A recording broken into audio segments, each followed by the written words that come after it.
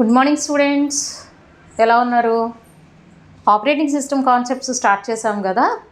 నిన్న ఆల్రెడీ ఒక కాన్సెప్ట్ మీద మాట్లాడాం, introduction about the operating system. ఇప్పుడు ఆపరేటింగ్ సిస్టమ్ యొక్క ఫంక్షనాలిటీస్ కోసం డిస్కస్ చేద్దాం.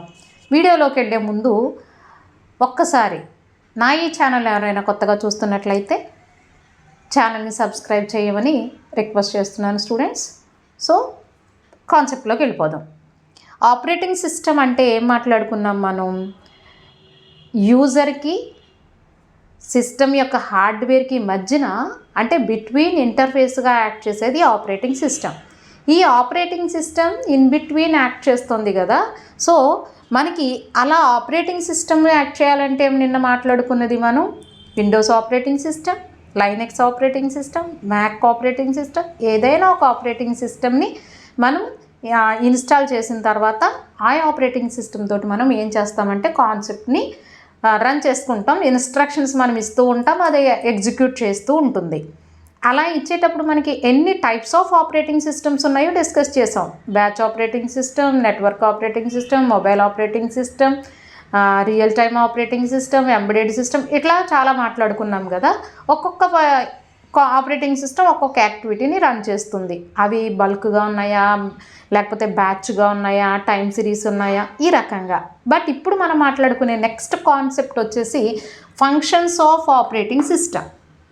ఏమేమి ఫంక్షన్స్ ఉన్నాయి ఆపరేటింగ్ సిస్టమ్స్లో, అసలు ఏమేమి ఫంక్షన్స్ని అది యాక్టివేట్ చేసుకుంటుంది, ఎలా యాక్ట్ యాజ్ ఏ ఇంటర్ఫేస్ అని మాట్లాడుకున్నాం కదా. సో ఎలాగ యాక్ట్ చేస్తుంది, ఏమేమి చేస్తుంది అంటే students functions of operating system major వచ్చేసి మనకి ఏంటి, ఫంక్షన్స్ ఆఫ్ ఆపరేటింగ్ సిస్టమ్. ఈ ఫంక్షన్స్ ఆఫ్ ఆపరేటింగ్ సిస్టమ్స్లో these are the functional operations. ఏమేమి ఉన్నాయి అనేది ఇవి ఫంక్షన్స్. సో ఇందులో ఏంటంటే process management first function, process management.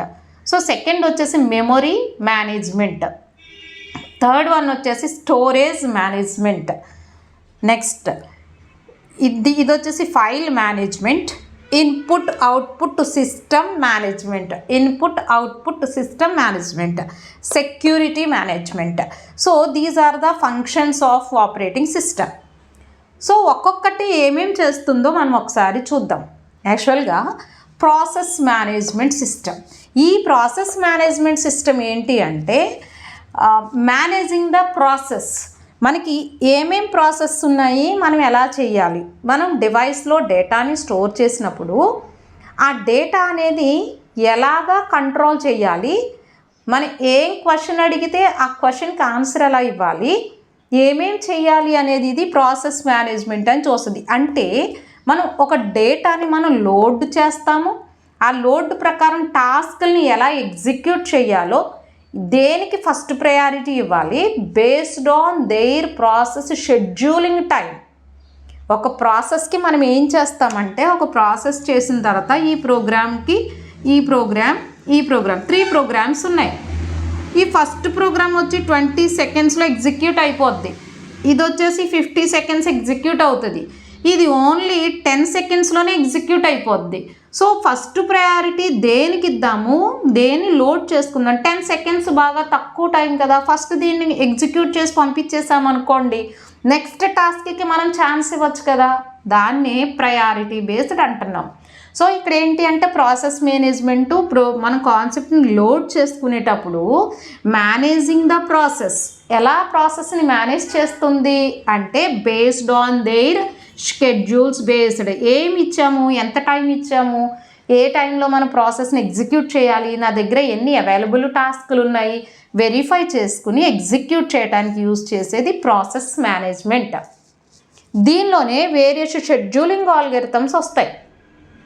Next memory management. ఈ మెమొరీ మేనేజ్మెంట్ ఏంటంటే డివైస్ని కంట్రోల్ చేస్తుంది. ఎలాగా, ఇది మనకు వచ్చేసి ప్రైమరీ మెమొరీ లొకేటెడ్. ఇక్కడ డేటా అనేది జస్ట్ టెంపరీగా స్టోర్ అవుతుంది. ఈ టెంపరీగా స్టోర్ అయ్యేటప్పుడు మెమొరీ అనేది పర్మనెంట్గా కాకుండా ప్రైమరీ మెమొరీగా స్టోర్ అవుతూ మెమొరీని ఎలకేట్ చేస్తుంది అనమాట. ఎలా ఎలకేట్ చేస్తుందంటే హార్డ్వేర్ నుంచి హార్డ్ డిస్క్ నుంచి మెయిన్ మెమొరీకి ట్రాన్స్ఫర్ చేస్తుంది డేటాని. ఇక్కడ చూడండి, హార్డ్ డిస్క్ నుంచి మెయిన్ మెమొరీకి ఏమైతే డేటా అనేది ఉందో దాన్ని ట్రాన్స్ఫర్ చేస్తుంది అనమాట. ఇలా హార్డ్ డిస్క్ ఉంది, ఇలా మెయిన్ మెమొరీ ఉంది అనుకోండి, ఇందులోంచి డేటాని ఇందులోకి ట్రాన్స్ఫర్ చేస్తుంది. ఈ ట్రాన్స్ఫర్ చేయడానికి ఎవరు యూజ్ అవుతున్నారు అని అంటే మెమొరీ మేనేజ్మెంట్.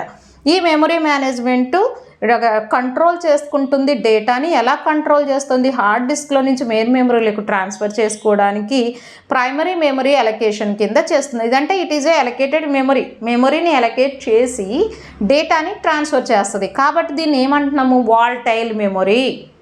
ఇది వాల్టైల్ మెమొరీ అంటున్నాం. స్టోరేజ్ అవ్వదు కదా, పర్మనెంట్గా స్టోరేజ్ అవ్వదు, కాబట్టి వాల్టైల్ మెమొరీ. ఇది ఏమవుతుందంటే టెంపరీగా స్టోరేజ్ అవుతుంది. దీని యొక్క ఫంక్షన్ ఏంటి? ప్రాసెస్ మేనేజ్మెంట్ యొక్క ఫంక్షన్ ఏంటి? లోడ్ చేసుకోవటం, ఏ టాస్క్ని ముందు ఎగ్జిక్యూట్ చేయాలి, ఏ టాస్క్ని వెనకాల ఎగ్జిక్యూట్ చేయాలో డివైస్కి కంట్రోల్ చేసుకుంటూ ఎగ్జిక్యూట్ చేసుకుంటుంది. అది దాని ఫంక్షనాలిటీ.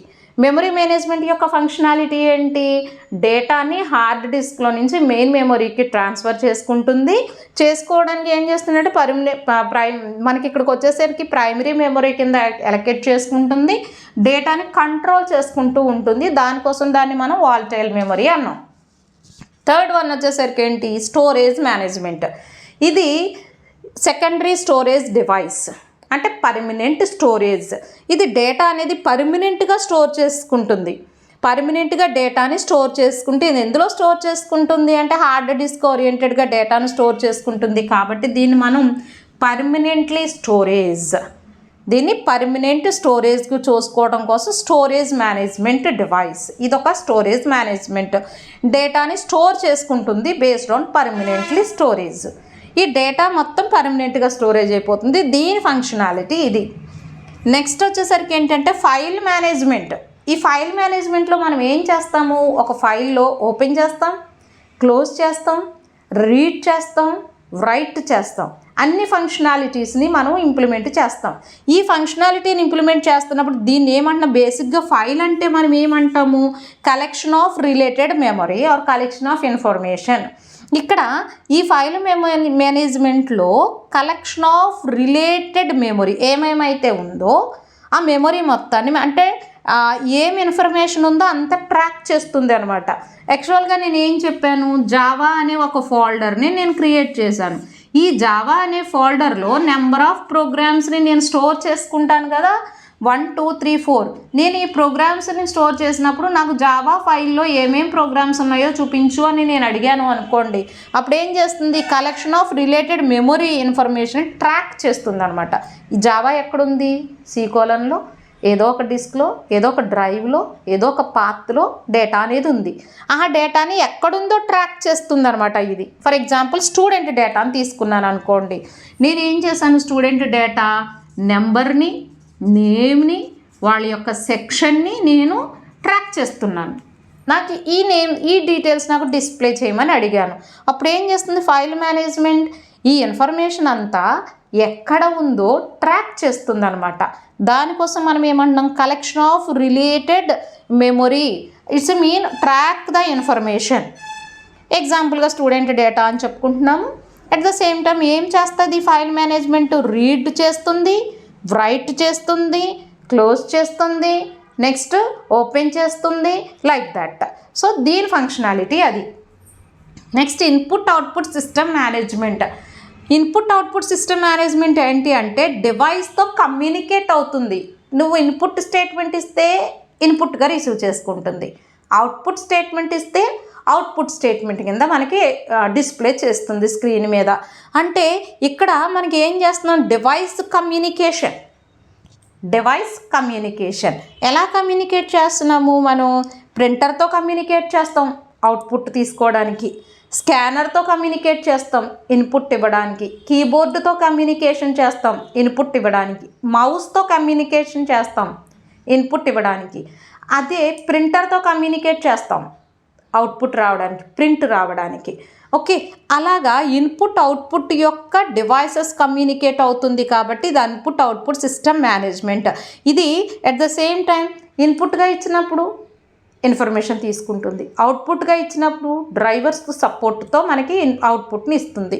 సో ఇక్కడ డివైస్ డ్రైవర్స్ కమ్యూనికేట్ అవుతుంది.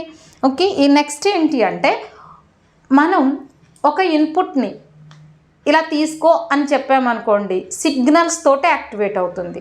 అవుట్పుట్, నేను అవుట్పుట్ ఇచ్చాను, అది ఎవరి దగ్గరికి వెళ్తుంది? యాక్చువల్గా నాకు ఇక్కడ నేనున్నాను, ఇది ఇన్పుట్ పాత్, ఇది అవుట్పుట్ పాత్. నేను ఏం చేస్తున్నానంటే సిగ్నల్ ఇక్కడ నుంచి నేను ఇచ్చాను. ఒక సిగ్నల్ ఇన్పుట్గా నేను ఇస్తే అది రిసీవ్ చేసుకుని ఇన్పుట్ సైడ్ వెళ్ళాలా, రిసీవ్ చేసుకుని అవుట్పుట్ సైడ్ వెళ్ళాలి. అంటే నేను ప్రింట్ చేయమన్నాను అనుకోండి, ఈ సిగ్నల్ ఎవరికి పంపిస్తుంది? అవుట్పుట్ సైడ్కి పంపిస్తుంది. లేదు, నేను డేటాని ఇన్పుట్గా ఇవ్వాలనుకుంటున్నాను అనుకోండి, ఈ సిగ్నల్ ఎవరి దగ్గరికి పంపిస్తుంది? ఇన్పుట్ దగ్గరికి పంపిస్తుంది. అంటే it's a controlling of the information. Controlling. ఈ ఇన్పుట్ అవుట్పుట్ మేనేజ్మెంట్ ఏం చేస్తుందంటే సిస్టమ్ని మేనేజ్ చేస్తుంది. ఏ రకంగా డివైస్తో కమ్యూనికేట్ అవుతున్నామో చూసి ఆ ఆపరేటింగ్ సిస్టమ్ అలా యాక్ట్ చేసుకుంటుంది. Next security. ఈ సెక్యూరిటీ దేనికి? ప్రైవసీని ప్రొవైడ్ చేయడానికి. మనం పాస్వర్డ్స్ ఇస్తాం చూసారా సిస్టమ్కి. ల్యాప్టాప్ ఉందనుకోండి, మనం అందరూ చూసేయకూడదు అనుకున్నప్పుడు ల్యాప్టాప్కి మనం సెక్యూరిటీ కింద పాస్వర్డ్ పెట్టుకుంటాం. ఈ పాస్వర్డ్ మేనేజ్మెంట్ అంతా ఎవరు చేస్తున్నారు అంటే సెక్యూరిటీ మేనేజ్మెంట్. ఈ పాస్వర్డ్స్ అథెంటికేషన్ ఓరియంటెడ్ ఏం చేస్తుందంటే, ఎప్పుడైతే నువ్వు ప్రైవసీ ప్రొవైడ్ చేసుకున్నావో, ప్రైవసీ ఓరియంటెడ్ నువ్వు డేటాని సేవ్ చేసుకోవాలి, అన్నోన్ పర్సన్కి తెలియకూడదు అని నువ్వు అనుకుంటే కనుక సెక్యూరిటీ అరేంజ్ చేసుకుంటావు. సో ఎవరు యాక్టివేట్ చేస్తారు, ఎవరు యాక్షన్ పెర్ఫామ్ చేస్తారంటే సెక్యూరిటీ మేనేజ్మెంట్ యాక్టివేట్ అవుతుంది. ఈ యాక్టివేట్ అయ్యేటప్పుడు ఏంటి అంటే మనం పాస్వర్డ్స్ పెట్టుకుంటాం అంటున్నాను కదా, ఈ పాస్వర్డ్స్ పెట్టేటప్పుడు ఏమవుతుంది? సెక్యూరిటీ మేనేజ్మెంట్ యాక్టివేట్ అయ్యి పాస్వర్డ్ని తీసుకుంటుంది. ఎప్పుడైతే అనాథరైజ్డ్ యూజర్స్ ఉన్నారో అక్కడ యాక్సెస్ కాదు. ఎవరికైతే దాని పాస్వర్డ్ ఎంటర్ అయ్యి దాని మ్యాచింగ్ అనేది జరిగిందో అప్పుడు మాత్రమే సెక్యూరిటీ మేనేజ్మెంట్ యాక్టివేట్ అయ్యి ఆ సిస్టమ్ అనేది ఓపెన్ అవుతుంది. సో స్టూడెంట్స్, ఇవి ఫంక్షన్స్ ఆఫ్ ఆపరేటింగ్ సిస్టమ్. ఈ ఫంక్షన్స్ ఆఫ్ ఆపరేటింగ్ సిస్టమ్స్ అంటే ఏమున్నాయి మనకి?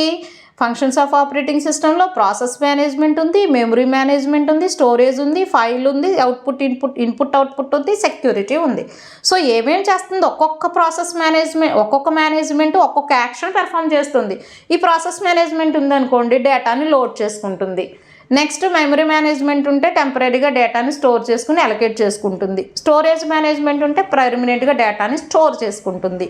ఫైల్ మేనేజ్మెంట్ ఉందంటే మనం ఇన్పుట్ ఇచ్చిన తర్వాత అది ఎక్కడుందో వెతికి ట్రాక్ చేసుకుని తెచ్చుకుంటుంది. అదే ఇన్పుట్ అవుట్పుట్ ఉంది అంటే ఇది ఏం చేస్తుంది? ఇన్పుట్గా ఇచ్చినప్పుడు ఇన్పుట్ ఫ్యాక్షన్స్ పెర్ఫామ్ చేస్తుంది, అవుట్పుట్ ఇచ్చినప్పుడు అవుట్పుట్ ఫ్యాక్షన్ పెర్ఫామ్ చేస్తుంది. ఇది ఎట్ ఏ టైం 2 టాస్క్లు ఇన్పుట్ ఇస్తున్నావా, ఇన్పుట్ ఇన్ఫర్మేషన్ ఇస్తుంది, అవుట్పుట్ ఇస్తున్నావా, అవుట్పుట్ ఇన్ఫర్మేషన్ ఇస్తుంది. సెక్యూరిటీకి వచ్చేసరికి ఏం చేస్తుంది? దాని ఏమ్ ఇట్ సెల్ఫ్ సెక్యూరిటీ అంటే అథెంటికేషన్ ప్రొవైడ్ చేయడానికి ఇది యాక్షన్ పెర్ఫామ్ చేస్తుంది. These are the functions of operating systems. Okay students, నా ఈ లెసన్ కనుక మీకు నచ్చినట్లయితే లైక్ చేయండి, షేర్ చేయండి, అలాగే మరింత ఎంకరేజ్మెంట్ ఇవ్వండి. Thank you students.